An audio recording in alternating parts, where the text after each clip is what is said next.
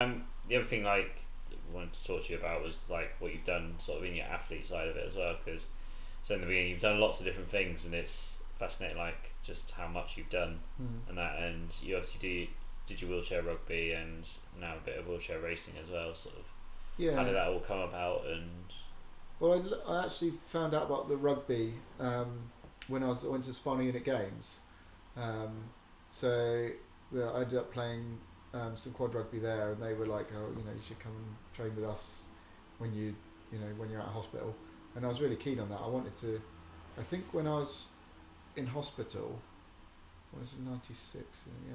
So I think there was some sort of championships on. It might have been a Paralympics or something else, disability sport, which was on TV, and I was watching the wheelchair basketball, and I was like, yeah, if I'm gonna have a disability for the rest of my life, then I should, find out what sports are out there.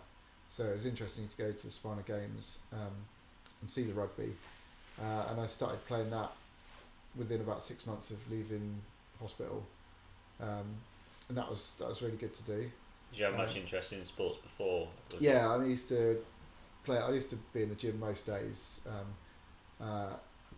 doing weights and stuff, and doing. I used to play a lot of table tennis and a lot of rock climbing, um, and swimming, whatever. I used to be very much into activities, um, and yeah, I wanted to find what would be accessible for me afterwards. So the rugby was the first thing I felt I came to term, started playing, and absolutely loved it, and played that for about 10 years, um, and really enjoyed it. It was lovely playing team sport. It was lovely being in there with people who are similar disabilities to me, and that also helped me learn loads of stuff. Like I said, when the first time I travelled was with the rugby guys going to a tournament in America, um, and just seeing how other people cope with their injury, years on from it, Yeah.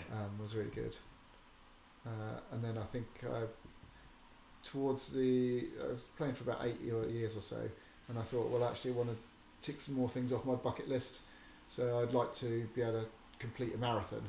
So I don't really want to do it in a rugby chair. So let's see if I can borrow one of these racing chairs, which I'd seen on TV, and see if I can have a go at that. I always used to be an okay long distance runner before my injury, so I kind of like the idea of trying to complete a marathon. So I borrowed a chair, and I trained up over about a year, and then managed to complete London Marathon. I think my first London Marathon was 3 hours and six, in a race chair. How long ago was that when you did your first? Well, I think I've done about 13 London marathons Wow. now. So yeah, that many. I think I missed 1 or 2 years, so maybe 14, 15 years ago. So yeah, a long time ago now. And I just like the fact that it was very much an individual sport. Like, I love the team sport element of it and the social side of it, but sometimes you'd be sitting on the sideline and your team was not playing very well, and you just sort of think, yeah, I want it to be, I want my success or failure down to me, Yeah. and the training I've done and the preparation I've done. So coming from a swimming background, I can totally understand, Yeah, understand that the individuality of it. Like, yeah. yeah, you want it to be you.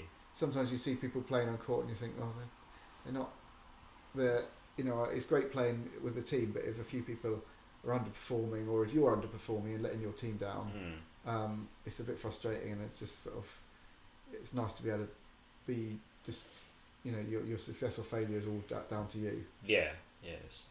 And I quite like the technical side of the wheelchair racing as well. It's quite a technical sport, and the chair setup and the type of pushing and the gloves that you make to help you push and stuff. So that all appealed to me. So yeah, I just started training, and I've really got into the racing ever since. And I don't really get to play rugby anymore. Unfortunately, I have all my time spent training for wheelchair racing. So I saw through social media last year you won your category.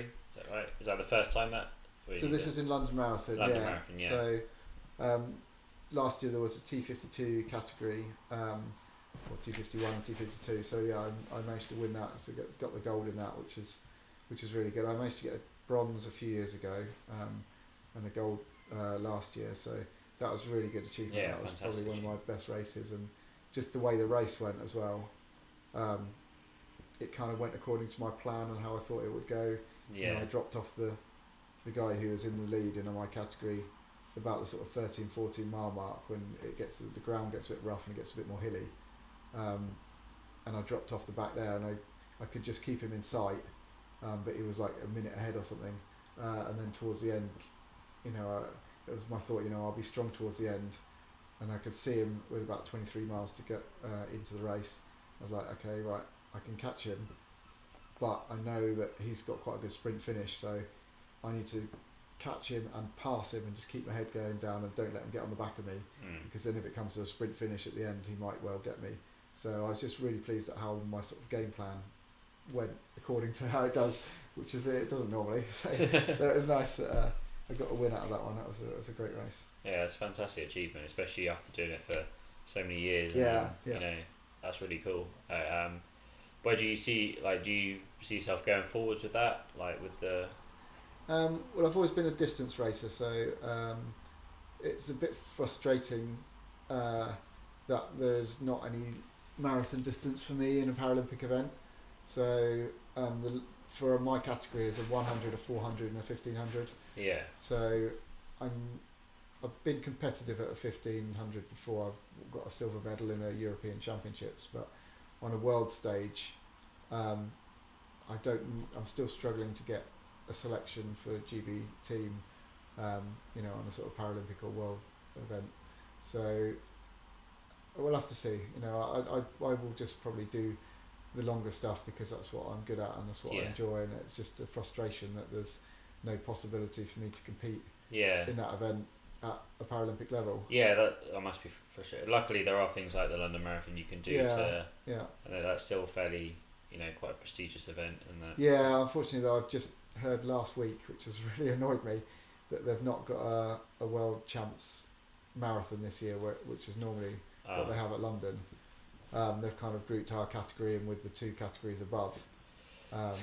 So to even get the qualifying time, you have to do a time 5 minutes faster than the world record time for my category. So I experienced similar stuff with swimming in the past. Yeah, it's really frustrating, and it's that kind of catch-22 thing of, if you don't put events in, you won't get people of that category doing those events to get qualifying times, and if you don't have people doing qualifying times, there's no reason to put an event in. So it's a frustration, but I'm a long distance racer, and much as I can try and do stuff on the track, and I will do stuff on the track, it's just not what I'm as good at. Yeah, that's fair enough. So I'll still try and compete. I'll probably go out to Switzerland in May.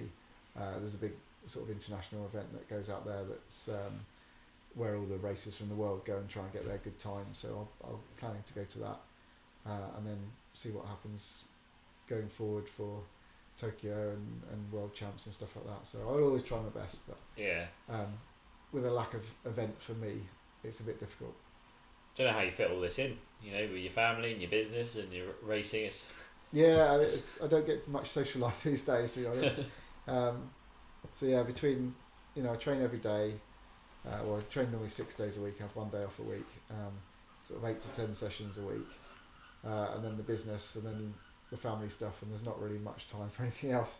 Yeah. But it's a decision that I've made myself, so I'm happy with that. It's not been forced on me.